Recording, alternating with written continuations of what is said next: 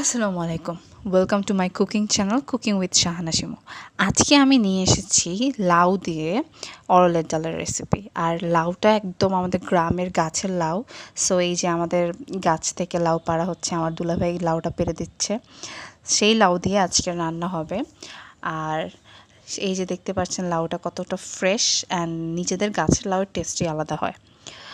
So লাউটা আমি নিয়ে নিয়েছি। এখন লাউর সাথে আমি নিব কিছু কুমড়া পাতা। সো ভাইয়া আমাকে কুমড়া পাতা কেটে দিচ্ছে, সেটাও আমাদের গাছের একদম ফ্রেশ। এগুলোতে আসলে গ্রামের গাছের শাকসবজির টেস্টই আলাদা হয়, শহরে আমরা ওই টেস্টটা পাই না। সো তাজা তাজা গাছের থেকে পেড়ে রান্না করার টেস্টই আলাদা হয়। যারা রান্না করেছেন তারা অবশ্যই কমেন্টে জানাবেন নিজেদের গাছের সবজির টেস্ট কেমন হয়, সো অন্যরাও জানতে পারবে। সো আমি এই যে কুমড়া পাতাও নিয়ে নিয়েছি। কুমড়া পাতা আর লাউ দিয়ে আর ডাল দিয়ে রান্না হবে আজকে। সো আসুন দেখে নিই, প্রসেসিংয়ে চলে যাব এখন।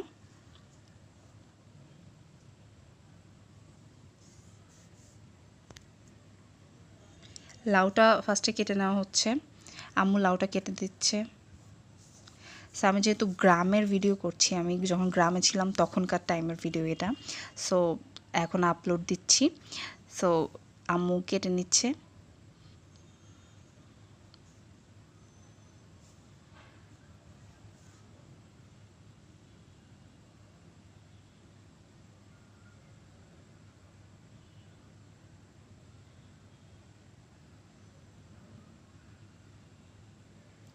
গ্রামের তাজা শাকসবজির টেস্ট আর শহরের কেনা শাকসবজির টেস্টের মধ্যে আকাশ পাতাল তফাৎ হয়। দেখতে পাচ্ছেন আমার লাউ কাটা শেষ, কেটে ধুয়ে নেওয়া হয়েছে। এখন রান্নায় চলে যাব।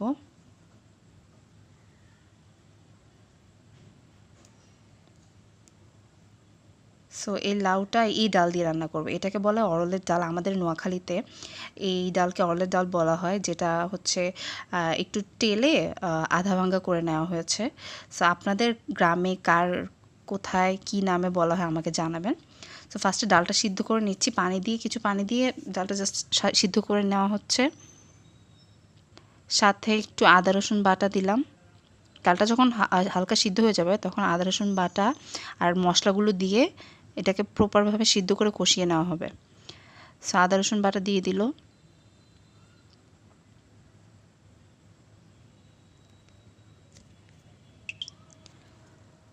এখন একে একে গুঁড়া মশলাগুলো অ্যাড করে দিব এর মধ্যে।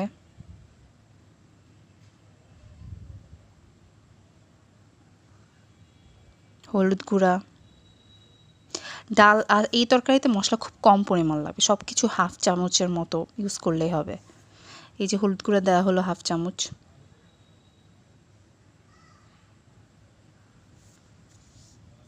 এখন মরিচ গুঁড়া দেওয়া হলো হাফ চামচ। জিরা গুঁড়া হাফ চামচ, ধনিয়া গুঁড়া হাফ চামচ দেওয়া হলো। এখন সব একসাথে নেড়ে চেড়ে মিশিয়ে কষিয়ে নিব।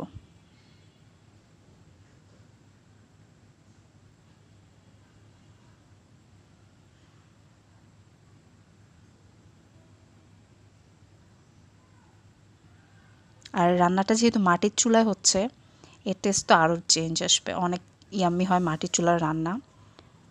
আর এই চুলাগুলোর নাম হচ্ছে বন্ধু চুলা। এগুলোতে রান্না করলে না অত ধোঁয়া হয় না। সো এটা একটু পানি দিয়ে নিচ্ছে। মশলাটা কষিয়ে গেলে পানিটা শুকিয়ে গিয়েছিল, তো সেই জন্য পানি দিয়ে নেওয়া হচ্ছে। পানি দিয়ে এটাকে ভালো মতো বয়েল করে নেওয়া হবে।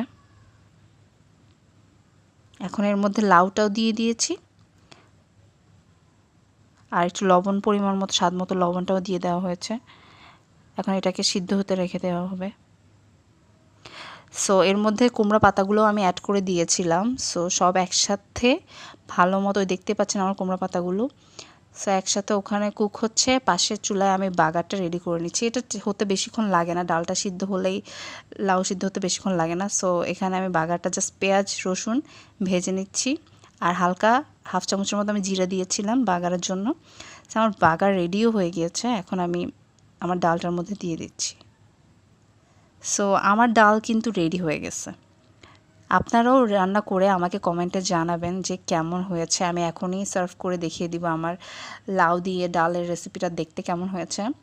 আর আপনারা রান্না করে আমাকে জানাবেন এবং সাবস্ক্রাইব করে লাইক কমেন্ট করে আমার সাথে থাকবেন। Thank you. আমার সাথে এতক্ষণ ভিডিওটা দেখার জন্য অনেক অনেক ধন্যবাদ এবং সাবস্ক্রাইব করতে কিন্তু ভুলবেন না আর জানাবেন কিন্তু কমেন্টে যে কেমন হয়েছে। Thank you, bye by.